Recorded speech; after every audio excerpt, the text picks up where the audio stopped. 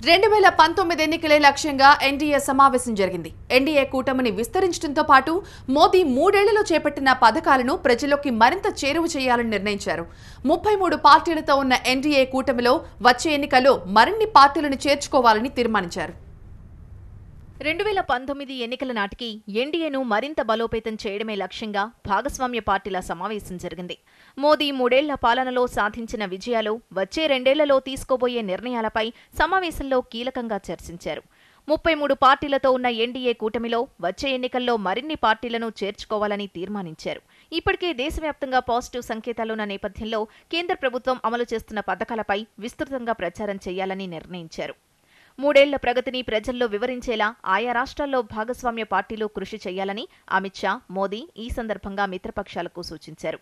వచ్చే ఎన్నికల్లో మిత్రపక్షాల ఎజెండా ఒకటిగా ఉండాలని, సమన్వయంతో పనిచేసి ఎన్డీఏను మరింత విస్తరించాలని తీర్మానించారు. ఎన్డీఏలో కీలక భాగస్వామ్య పార్టీ అయిన తెలుగుదేశం పార్టీ అధినేత చంద్రబాబు మోదీ పాలనపై ప్రశంసలు కురిపించారు. దేశానికి మోదీ నాయకత్వం మరోసారి అవసరమన్నారు. ప్రపంచం మొత్తం భారత్ వైపు చూస్తోందన్న చంద్రబాబు దీనికి కారణం ప్రధాని నరేంద్ర మోదీ అన్నారు. అన్ని రంగాల్లోనూ కీలక నిర్ణయాలు తీసుకుంటున్న మోదీకి ప్రజల మద్దతు లభిస్తుందన్నారు. ఇటీవల జరిగిన ఎన్నికలే అందుకు నిదర్శనమన్నారు. I can say very proudly, India is only the country which is going to grow double-digit growth. Not China, not any other country. That is possible only with Narendra Modi's leadership. It is also very clear. Because we need strong leadership, then only things will happen. That is the endorsement today all political parties have given. We are very happy. We have to strengthen NDA and ultimately this sustainability will come with stable government. Whenever there is a stable government, then sustainable development will come. Whenever there is a sustainable development is there, there will be inclusive growth rate. That is going to happen. That is where we are very happy today. And also we will have this type of meetings.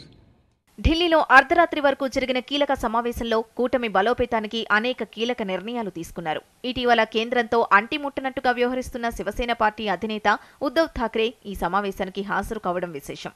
NDA మిత్రపక్షాల మధ్య ఉన్న అంతరాన్ని కూడా తొలగించే ప్రయత్నం చేశారు Amit Shah. Party అధినేతలతో విడివిడిగా మాట్లాడిన అమిత్ షా ఆయా రాష్ట్రాల్లో ఉన్న ఇబ్బందులపైన చర్చించినట్టు తెలుస్తోంది.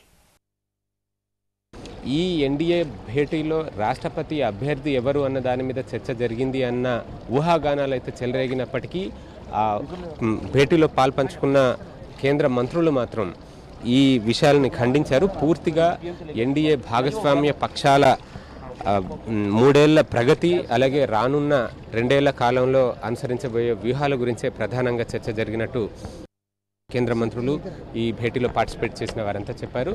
దీన్ని బట్టి చూస్తుంటే సార్వత్రిక ఎన్నికలకు ఇప్పుడే దానికి సంబంధించిన వేడి మొదలైందని చెప్పుకోవచ్చు. దాన్ని దృష్టిలో పెట్టుకునే 2 ఏళ్ల ముందు నుంచే ఈ ప్రణాళికలు, వ్యూహాలన్నీ కూడా రచిస్తున్నట్టుగా మనకు అర్థమవుతోంది.